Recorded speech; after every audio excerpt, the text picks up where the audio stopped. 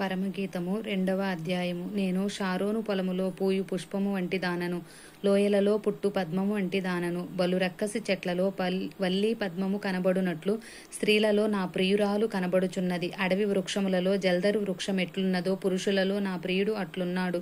ఆనందభరితనై నేనతని నీడను కూర్చుంటిని. అతని ఫలము నా జిహ్వకు మధురము.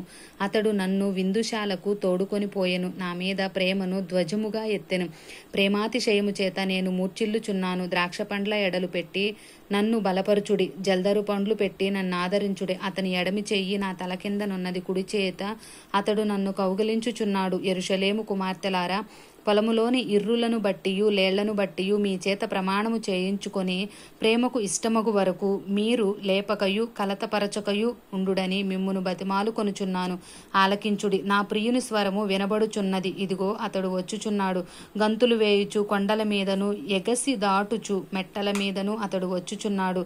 నా ప్రియుడు ఇర్రివలేనున్నాడు, లేడి పిల్లవలేనున్నాడు. అదిగో మన గోడకు వెలితిగా అతడు నిలుచున్నాడు. కిటికీ గుండా చూచుచున్నాడు.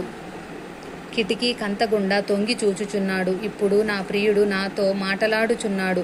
నా ప్రియులారా, సుందరివతి లెమ్ము, రమ్ము. చలికాలము గడిచిపోయెను, వర్షాకాలము తీరిపోయెను, వర్షమిక రాదు. దేశమంతటా పువ్వులు పూసియున్నవి. పిట్టలు కోలాహలము చేయు కాలము వచ్చెను. పావుర స్వరము మన దేశములో వినబడుచున్నది. అంజూరపు కాయలు పక్వమగుచున్నవి.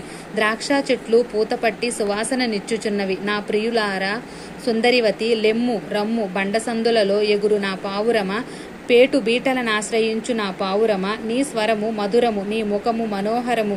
నీ ముఖము నాకు కనబడనిమ్ము, నీ స్వరము నాకు వినబడనిమ్ము. మన ద్రాక్ష తోటలు పూతపట్టి ఉన్నవి. ద్రాక్ష తోటలను చెరుపు నక్కలను పట్టుకొనిడి, సహాయము చేసి గుంట నక్కలను పట్టుకొనిడి. నా ప్రియుడు నావాడు, నేను అతని దానను. పద్మములున్న చోట అతడు మందను మేపుచున్నాడు. చల్లని గాలి వీచు వరకు, నీడలు లేకపోవు వరకు ఇర్రివలెను, లేడి పిల్లవలెను కొండ బాటల మీద త్వరపడి రమ్ము. ఆమేన్.